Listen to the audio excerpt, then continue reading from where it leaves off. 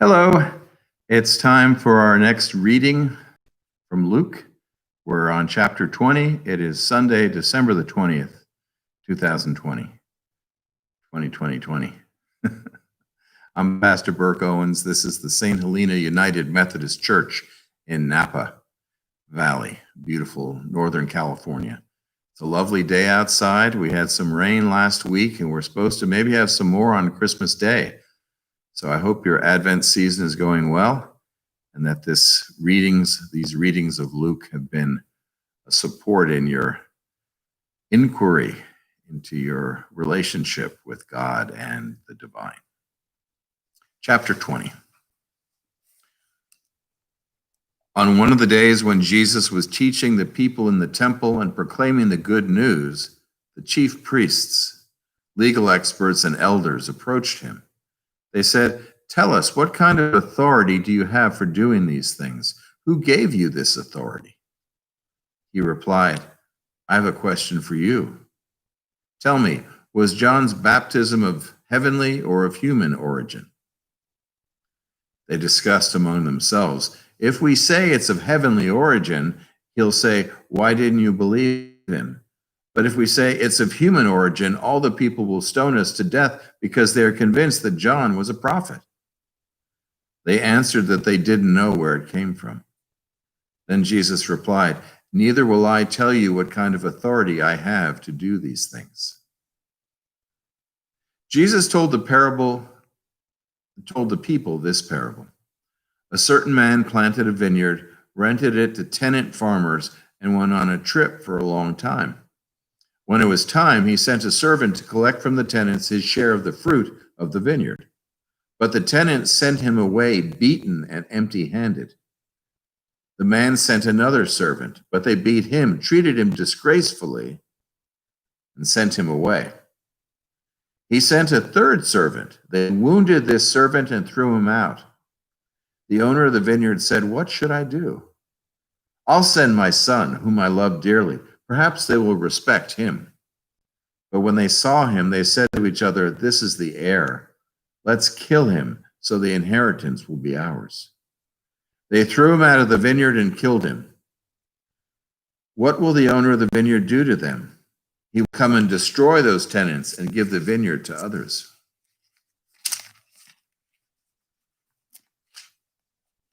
When the people heard this, they said, "May this never happen." Staring at them, Jesus said, "Then what is the meaning of this text of Scripture? The stone that the builders rejected has become the cornerstone.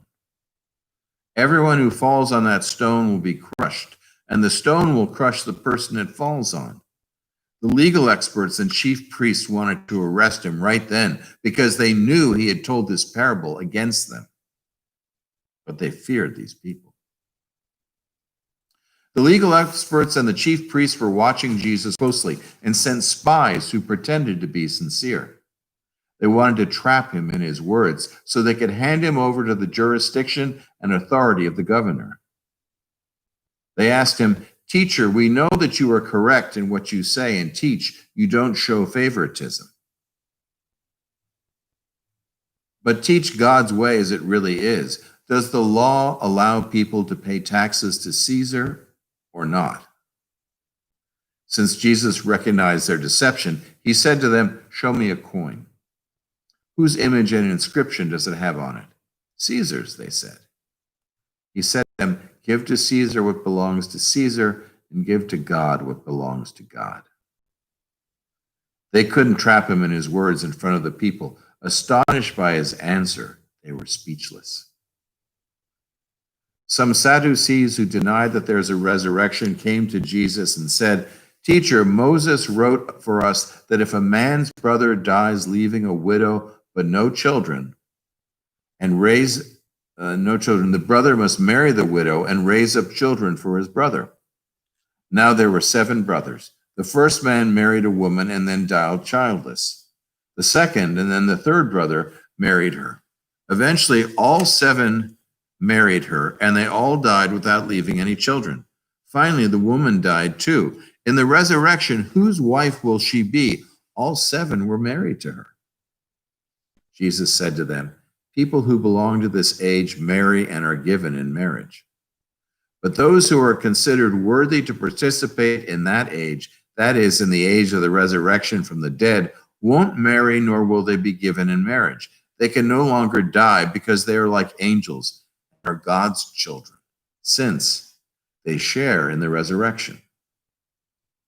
Even Moses demonstrated that the dead are raised in the passage about the burning bush, when he speaks of the Lord as the God of Abraham, the God of Isaac, the God of Jacob. He isn't the God of the dead, but of the living. To him, they are all alive. Some of the legal experts responded, "Teacher, you have answered well." No one dared to ask him anything else. Jesus said to them, "Why do they say that the Christ is David's son? David himself says in the scroll of Psalms, 'The Lord said to my Lord, sit at my right side until I make your enemies a footstool for your feet.' Since David calls him Lord, how can he be David's son?" In the presence of all of the people, Jesus said to his disciples, "Watch out for the legal experts.